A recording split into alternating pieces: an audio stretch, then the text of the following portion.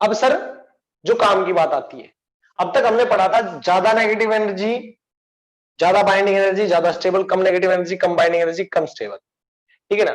मतलब जो कम स्टेबल होता है उसको ज्यादा स्टेबल होने के लिए यहां से यहां आना पड़ेगा, आना पड़ेगा ना? अरे आना पड़ेगा या नहीं आना पड़ेगा?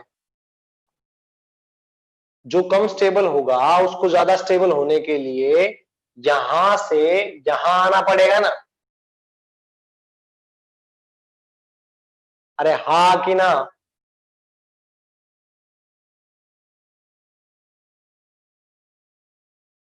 है ना? हाँ। तो सर मतलब उसको एनर्जी रिलीज करनी पड़ेगी। मतलब इसकी देखो, अब सिंपल सी बात छोड़ो, इसकी -3.4 इलेक्ट्रॉन वोल्ट एनर्जी है। अगर ये ज्यादा स्टेबल होगा तो ये यहां से यहां आएगा, तो इसको एनर्जी रिलीज करनी पड़ेगी ना, 10.2 इलेक्ट्रॉन वोल्ट। अरे हाँ कि ना? मतलब कम स्टेबिलिटी से ज्यादा स्टेबिलिटी की तरफ कोई भी आएगा तो उसको एनर्जी रिलीज करनी पड़ेगी। कम बाइंडिंग एनर्जी से ज्यादा बाइंडिंग एनर्जी की तरफ कोई भी आएगा उसको एनर्जी रिलीज करनी पड़ेगी, हाँ कि ना? कम बाइंडिंग एनर्जी से ज्यादा बाइंडिंग एनर्जी की तरफ जो भी आएगा उसको एनर्जी रिलीज करनी पड़ेगी। अब मेरी बात समझना, धीरे धीरे आप लोग सभी आप समझ जाओगे, है ना? हाँ। तो अब मैं बनाता हूं बाइंडिंग एनर्जी पर न्यूक्लियन का ग्राफ। अब आपको ये पता लग गया, जब भी कोई एलिमेंट या कोई भी मटेरियल, कोई भी प्रोटॉन न्यूट्रॉन इलेक्ट्रॉन जो भी न्यूक्लियन कोई भी हो, उसकी अगर ज्यादा कम बाइंडिंग एनर्जी है तो उसको ज्यादा बाइंडिंग एनर्जी करनी, तो उसकी ज्यादा नेगेटिव एनर्जी होनी चाहिए। ज्यादा नेगेटिव एनर्जी होनी चाहिए मतलब उसको एनर्जी रिलीज करनी चाहिए, तब उसकी ज्यादा नेगेटिव एनर्जी होगी टोटल, और इसी हिसाब से हम बोल सकते हैं ज्यादा बाइंडिंग एनर्जी होगी उसकी। अच्छा, तो एक ग्राफ बनाया गया था न्यूक्लियस के केस में, एक ग्राफ बनाया गया था न्यूक्लियस के केस में। इसको बिल्कुल यहां से लेते ताकि उधर फ्लैश पड़ रहा है वो ज्यादा दिक्कत ना दे। ऐसे ग्राफ बनाया था, ठीक है? वो प्रॉपर कैसा है वो मैं आपको बना के दिखा देता हूं, जो प्रॉपर ग्राफ है वो, ठीक है? वो ग्राफ ऐसा था कि यहां पे थी जो, वो थी binding energy per nucleon, binding energy per nucleon, binding energy per nucleon, that is in mega electron volt. Statistics बना दिया था, ठीक है? 2, 4, 6, 8, 10 मेगा इलेक्ट्रॉन वोल्ट में, याद रखना किसमें? मेगा इलेक्ट्रॉन वोल्ट में, है ना? वो इधर जो ग्राफ बनाया था वो बनाया था 50-50 का, 50, 100, हाँ 50, 100, 150,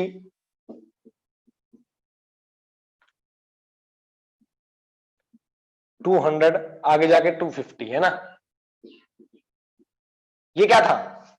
ये ए था, मास नंबर। ये क्या था? ए था, मास नंबर, ठीक है ना? ग्राफ जो आया प्रैक्टिकली हमने ऑब्जर्व किया, वो बाइंडिंग एनर्जी पर न्यूक्लियन आया था ऐसा। कैसा?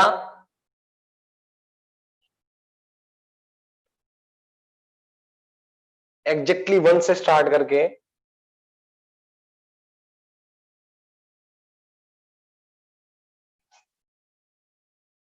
7 से ऊपर जाना, फिर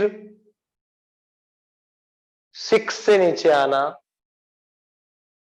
बिल्कुल 5 के करीब, फिर 7 से थोड़ा ऊपर जाना,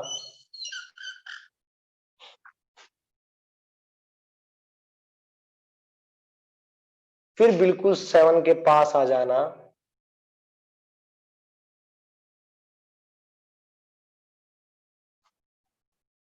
फिर बिल्कुल 8 पे चले जाना,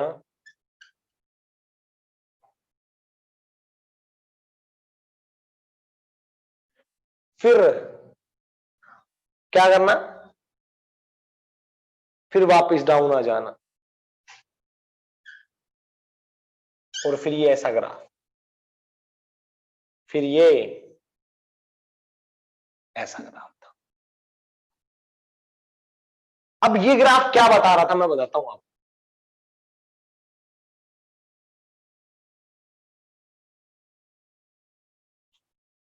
देखो, हाँ देखना एक बार जल्दी से, यहां पे आता है 1H2, 1H2, यहां पे क्या आता है 2He4, 2He4, ठीक है। फिर उसके बाद में आता था यहां पे 3Li लिथियम, 3Li6, ठीक है। यहां पे जो ये था 1H2, फिर आता 1H3, इससे थोड़ा नीचे, हाँ 1H3। इसको याद करने की जरूरत नहीं, पर इसको जरूर याद कर लेना, मतलब याद करने की चीज है। इसको भी जरूर याद कर लेना, मतलब याद करने की चीज है। उसके बाद में आता है कार्बन 612, इस पीक पे आता है कार्बन 612। पहली पीक पे हीलियम 24, दूसरी पे कार्बन 612 और तीसरी पे आता है ऑक्सीजन 818, ऑक्सीजन 818, सॉरी 816, 816, ठीक है। हाँ, फिर उसके बाद में आता है फोस्फोरस 1531,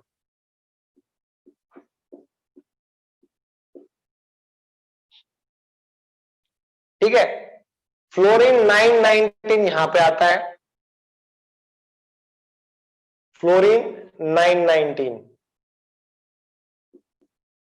यहां पे क्या था, यहां पे था नाइट्रोजन 714,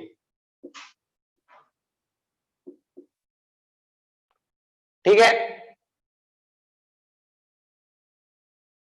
नाइट्रोजन 714, समझना मेरी बात को, बिल्कुल ध्यान से समझना। मैं तुम्हें फिर से कह रहा हूं कि सर नीट वालों तुम्हारे लिए स्पेसिफिकली एनसीईआरटी की लाइनें अंडरलाइन कर लेना अच्छे से, स्ट्रॉन्गली, जहां पे समझ में ना आए मेरे से पूछ लेना, क्योंकि किसी भी लाइन से उठ के क्वेश्चन आ सकता है आपके लिए। जेई आपके लिए कोई नहीं मोटी मोटी बातें पूछी जाती है या कैलकुलेटेड न्यूमेरिकल पूछे जाते हैं। बात कहां पे है कि हमें ग्राफ कैसे बनाना है। देखो ध्यान से, 3 डाउन आएंगे यहां पे, 3 डाउन आएंगे, बॉटम 3 बनेंगे इसमें।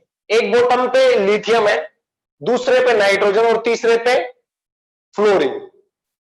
याद रखना सर, यहां पे 3 बॉटम आएंगे, एक पे क्या है लिथियम, दूसरे पे नाइट्रोजन, तीसरे पे फ्लोरीन। समझ में आया? याद करने का तरीका बता रहा हूं। पहले टॉप पे क्या आया हीलियम, दूसरे पे कार्बन, तीसरे पे क्या है जल्दी बताओ ऑक्सीजन, ठीक है ना। समझ में आया? अब ये चीजें आपको याद करनी है, हीको नाम से इसको याद कर लेना, हीको, ही को, समझ में आया? LNF, जिस भी तरीके से आप बनाओ, जुगाड़ अपना बना के याद कर ले।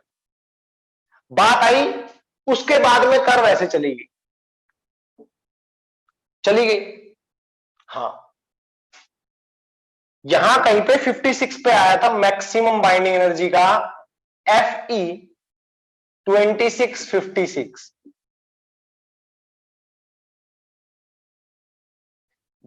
इसकी मैक्सिमम बाइंडिंग एनर्जी है 8.8 मेगा इलेक्ट्रॉन वोल्ट। आपसे पूछे क्वेश्चन, विच एलिमेंट है या विच न्यूक्लियस है मैक्सिमम बाइंडिंग एनर्जी, समझ में? हाँ, फिर उसके बाद में आगे चलते जाओगे, फिर बिस्मिथ आता है और काफी आते हैं, डजंट मैटर, पर ये बाइंडिंग एनर्जी ऐसे कर्व नीचे जाने लग जाती है। अब ये एक्सपेरिमेंटली बाइंडिंग एनर्जी कर्व उन्होंने बना दी थी, उसके बाद में उन्होंने एक बात बोली थी, क्या, इसकी एक्सप्लेनेशन दी थी, भाई तो बन गई, अब जिसकी बाइंडिंग एनर्जी जितनी है पर न्यूक्लियन वो बना दिया ग्राफ, है ना। फिर बोले कि इसके रीजन दो कि ये ऐसी बनी क्यों, तो एक्सप्लेनेशन दी गई, उन पॉइंटों को दिमाग में रखना। एक्सप्लेनेशन दी गई, उन पॉइंटों को दिमाग में रखना, वो एक्सप्लेनेशन है कि सर ये एलिमेंट है, ये जो है ये स्मॉलर न्यूक्लियाई है, ये स्मॉलर न्यूक्लियाई है, इनकी बाइंडिंग एनर्जी वैसे ही लो रहती। उन्होंने बोल दिया, ज्यादा डिस्क्रिप्शन नहीं दिया, बोला कि ये स्मॉलर न्यूक्लियाई है और ये बाइंडिंग एनर्जी इनकी कम रहती। फिर उन्होंने बोला कि सर इधर जैसे जैसे मास नंबर बढ़ने लगा यहां से यहां, तो बाइंडिंग एनर्जी पर न्यूक्लियन घटने क्यों लगी? तो बोले सर यहां पे ना इस केस में, इस कर्व में बाइंडिंग एनर्जी पर न्यूक्लियन इसलिए घटने लगी कि जैसे जैसे आप मास नंबर बढ़ता जाता है, आपने देखा होगा नंबर ऑफ न्यूट्रॉन्स बढ़ते हैं, और मैं दूसरी बात बोलूंगा नंबर ऑफ प्रोटॉन भी तो बढ़ते हैं। अरे जैसे जैसे मास नंबर बढ़ता है या जैसे जैसे एटॉमिक नंबर बढ़ता है, नंबर ऑफ प्रोटॉन बढ़ते हैं, नंबर ऑफ प्रोटॉन बढ़ते हैं, नंबर ऑफ प्रोटॉन्स बढ़ते हैं, तो प्रोटॉन प्रोटॉन रिपल्सन बढ़ता है, प्रोटॉन प्रोटॉन रिपल्सन बढ़ता है, और जिससे क्या होता है, स्टेबिलिटी डिक्रीज होती है, स्टेबिलिटी डिक्रीज होती है, या मैं बोल दूंगा बाइंडिंग एनर्जी पर न्यूक्लियन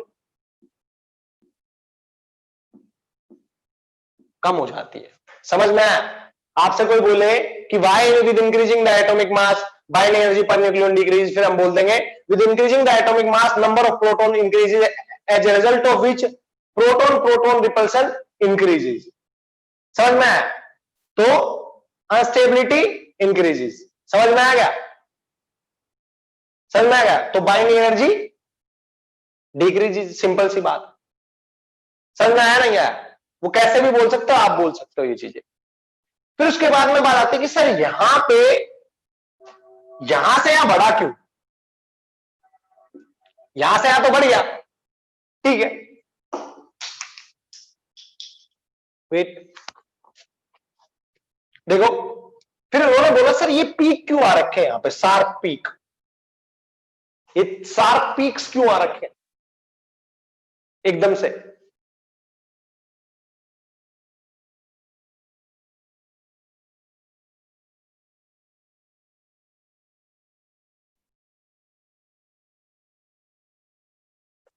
तो उन्होंने इसका एक्सप्लेनेशन दिया कि सर एक न्यूक्लियस होता है ना, न्यूक्लियस, उसमें कुछ कहानी होती है। कहानी ये होती है कि न्यूक्लियस में न्यूक्लियर एनर्जी लेवल्स होते हैं।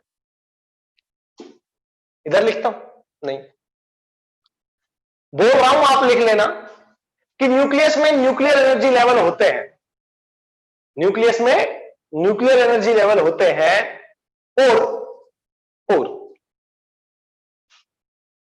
हर एक एनर्जी लेवल में 2 प्रोटॉन या 2 न्यूट्रॉन ऐसे मिलते हैं। प्रॉपर एक्सप्लेनेशन नहीं, इतनी एक्सप्लेनेशन है मैं बता रहा हूं जो जो आपके सिलेबस के लायक, कि न्यूक्लियस में एनर्जी लेवल्स होते हैं, जैसे इलेक्ट्रॉन का एनर्जी लेवल होता है ना, न्यूक्लियस में भी एनर्जी लेवल्स होते हैं। समझ में आया ना? जैसे इलेक्ट्रॉन्स का एनर्जी लेवल होता है ना, ऐसे न्यूक्लियस में भी एनर्जी लेवल्स होते हैं सर, और वो पेयर की फॉर्म में वो होते हैं, प्रोटॉन्स या इलेक्ट्रॉन, प्रोटॉन या न्यूट्रॉन्स पेयर की फॉर्म में होते हैं। वहां पे protons and neutrons are in the form of pairs, pairs की फॉर्म में होते हैं। जहां पे पेयरिंग नहीं बन पाती वो लेस स्टेबल होता है, और जहां पे पेयरिंग बन पाती है वो मोर स्टेबल होता है। जहां पे पेयरिंग नहीं बन पाती वो लेस स्टेबल होता है, जहां पे पेयरिंग बन पाती है वो मोर स्टेबल होता है। राइट नाउ देखो, इसके पास 3 प्रोटॉन है, पेयरिंग नहीं बना पा रहा प्रोटॉन, एक में 2 आ जाएंगे, दूसरे में 1 प्रोटॉन आएगा। समझ में आया? इसके पास 7 प्रोटॉन है, नाइट्रोजन 714, एक प्रोटॉन पेयरिंग नहीं बना पाएगा, जिसकी वजह से क्या होगा, स्टेबल कम होगा।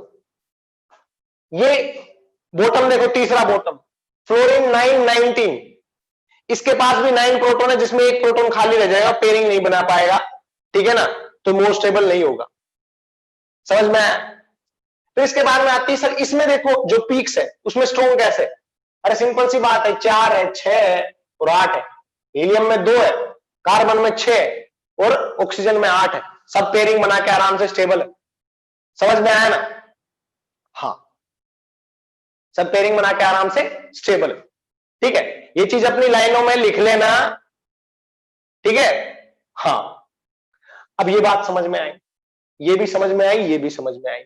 मैक्सिमम होती है सर इसकी होती है, ये चीज समझ में आई, है ना? हाँ। अब उसके बाद में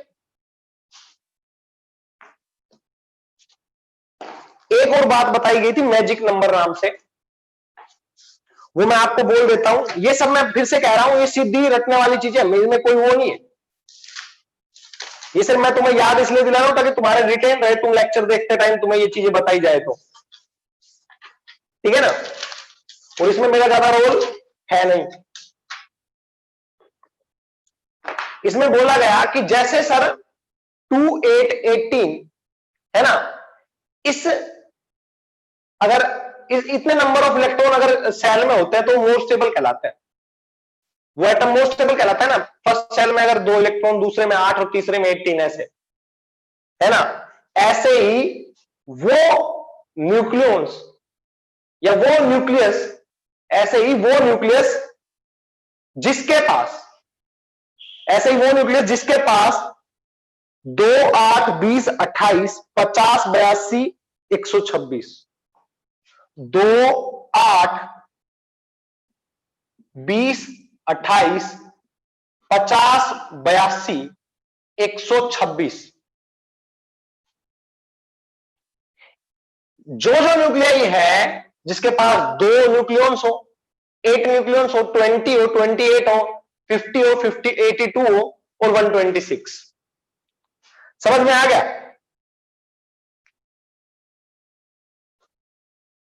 of same kind, of same kind, nucleons हो इतने नंबर के, सेम काइंड के, सेम तरह के।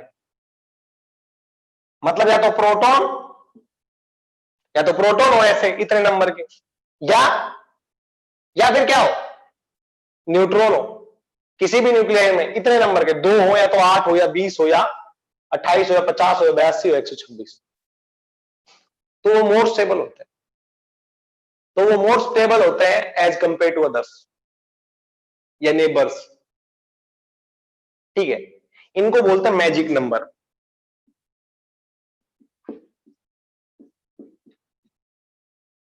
ठीक है ना, इनको बोलते हैं मैजिक नंबर। ठीक है ना? हाँ। अब तीसरी बात आती है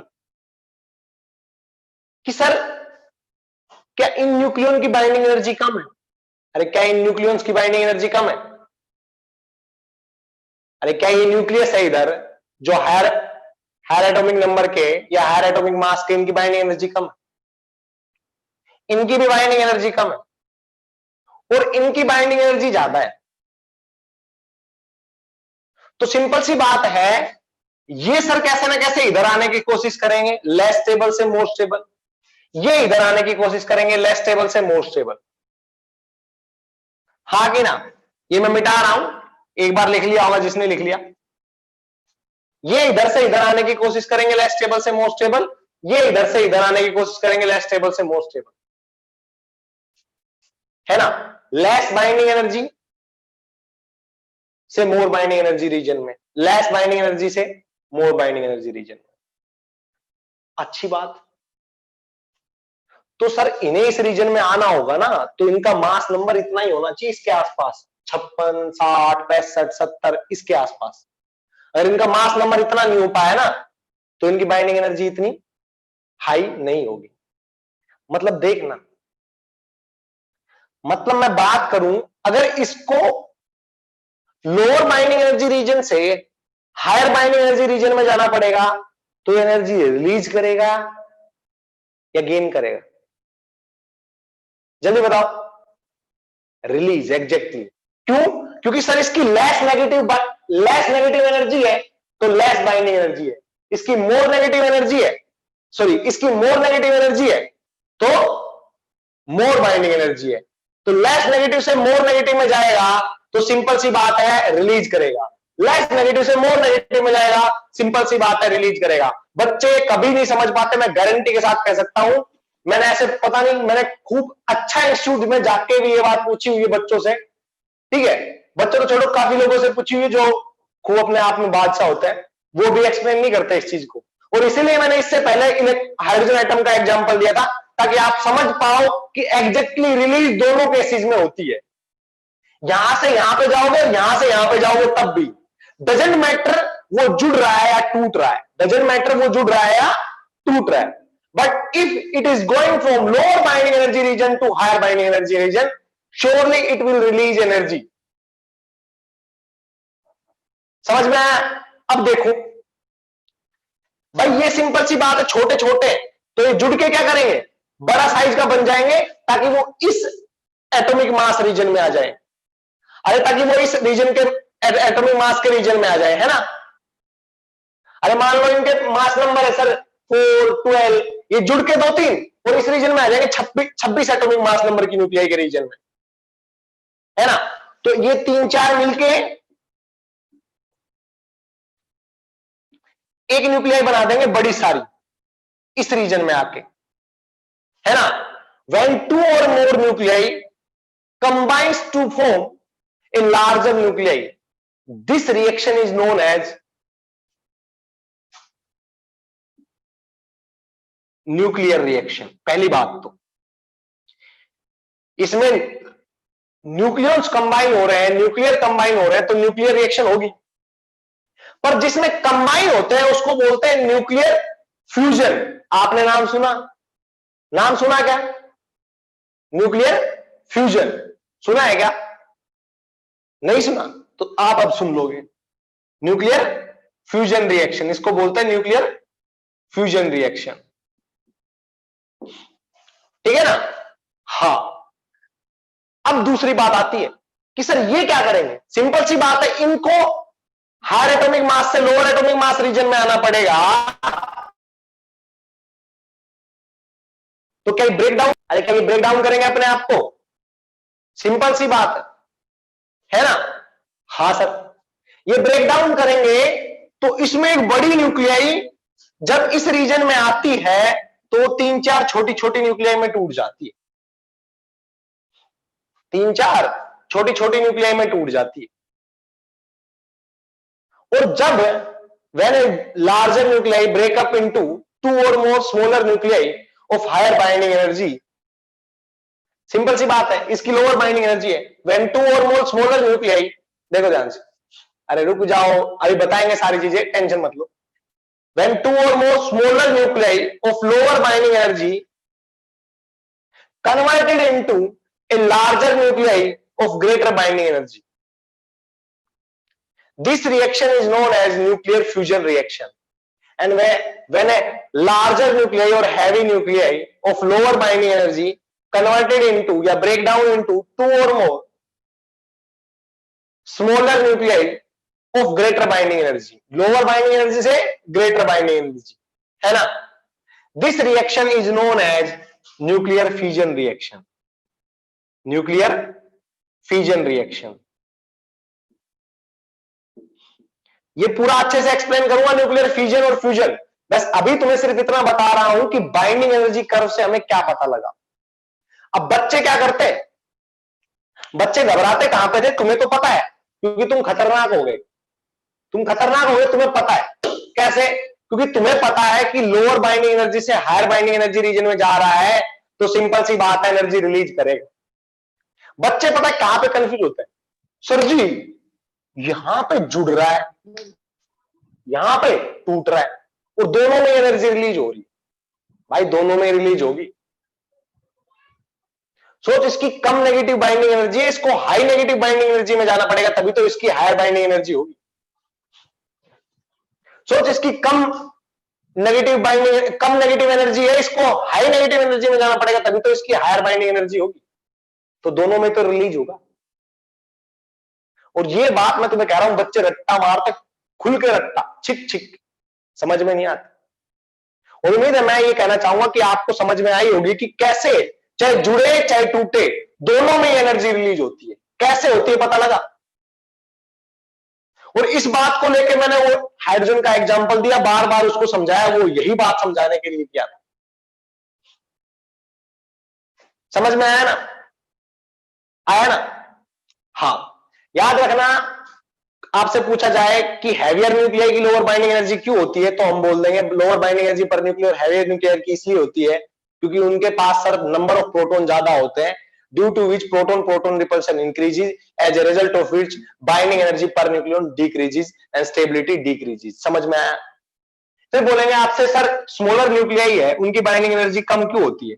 हम बोल देंगे सर ये प्रोटियम, ड्यूटेरियम, ये ट्रिटियम होते हैं, ये हाईली रिएक्टिव होते हैं और ये जल्दी से ब्रेक डाउन हो जाते हैं। समझ में आया? क्योंकि इनके पास नंबर ऑफ न्यूक्लियॉन्स कम होते हैं तो इनकी टोटल बाइंडिंग एनर्जी भी कम होती है और इस वजह से क्या होता है, इनकी बाइंडिंग एनर्जी पर न्यूक्लियन भी कम होती है।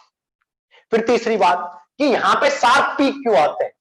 हिको और लीएनएफ, हिको और लीएनएफ के शार्प पीक्स अप और डाउन क्यों आते हैं, टॉप और बॉटम्स क्यों आते हैं? हम बोल देंगे सर एग्जैक्टली क्या होता है, न्यूक्लियस में ना एनर्जी लेवल्स होते हैं और जहां पे न्यूक्लियॉन्स पेयर में होते हैं, प्रोटॉन भी पेयर में होते हैं, प्रोटॉन प्रोटॉन पेयर में होते हैं, न्यूट्रॉन न्यूट्रॉन पेयर में होते हैं। आप देखोगे इनके बॉटम में कि सर यहां पे ना प्रोटॉन्स प्रोटॉन्स प्रोटॉन्स और नंबर के, तो एक प्रोटॉन पेयर अप नहीं कर पाता और इसकी वजह से वो न्यूक्लियस अनस्टेबल हो जाता है। यहां पे proton proton proton even number में है, 6 8 सॉरी 2 6 8 नंबर ऑफ प्रोटॉन है, तो सभी प्रोटॉन पेयर अप कर पाते हैं और आराम से हाईली स्टेबल हो जाते हैं as compare to their neighbour nuclei. समझ में आया नहीं आया? समझ में आया बच्चों? समझ में आया क्या? इसको आप अगर नोट डाउन करना चाहते हो नोट डाउन कर लो, जो तुम्हें करना है वो कर लो, मेरे को नहीं पता, पर इसमें से अब कोई भी क्वेश्चन आएगा आपको पता होना चाहिए कि सर ये आपसे बोला जाएगा कि छोटी न्यूक्लियाई क्यों फ्यूजन करते हैं, क्योंकि सर उसकी बाइंडिंग एनर्जी कम होती है पर न्यूक्लियन, तो इसलिए स्टेबिलिटी की ओर जाने के लिए वो ऐसे ऐसी न्यूक्लियाई बनाने की कोशिश करती है, दो सारी छोटी छोटी न्यूक्लियाई मिलके, ताकि उनकी बाइंडिंग एनर्जी पर न्यूक्लियन ज्यादा हो जाए, मतलब 56 से 83 के आसपास के बीच की बाइंडिंग एनर्जी पर न्यूक्लियन हो जाए। समझ में आया? दूसरी बात सर ये फ्यूजन क्यों करती है, क्योंकि सर इनकी प्रोटॉन प्रोटॉन रिपल्शन ज्यादा होता है, लोअर बाइंडिंग एनर्जी होती है, हायर बाइंडिंग एनर्जी रीजन में आने के लिए इनको क्या करना पड़ता है, अपने आप को ब्रेक डाउन करना पड़ता है so that the resulting nuclei क्या हो, इस रीजन में आए, इस एटॉमिक मास के रीजन में आए। समझ में आया? नोट डाउन कर लो, आज के लिए इतना ही बहुत, कोई दिक्कत नहीं, आज के लिए इतना ही बहुत है, कोई दिक्कत नहीं है। न्यूक्लियर फिजन और न्यूक्लियर फ्यूजन का आपको पता लग गया होगा, किस लिए फ्यूजन होता है, किस लिए फिजन होता है।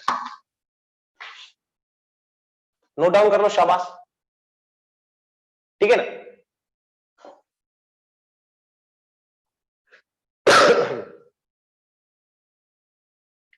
और कोई ऐसा मेरे को तो लगा नहीं कोई इंपॉर्टेंट पॉइंट, ठीक है? मैजिक नंबर का भी आपको बता दिया मैंने, है ना? ये सब चीजें हमने बता दी। बाइंडिंग एनर्जी पर न्यूक्लियन पे मैंने आपको न्यूमेरिकल भी करवा दिए हैं, ऐसी कोई बात नहीं है, ठीक है?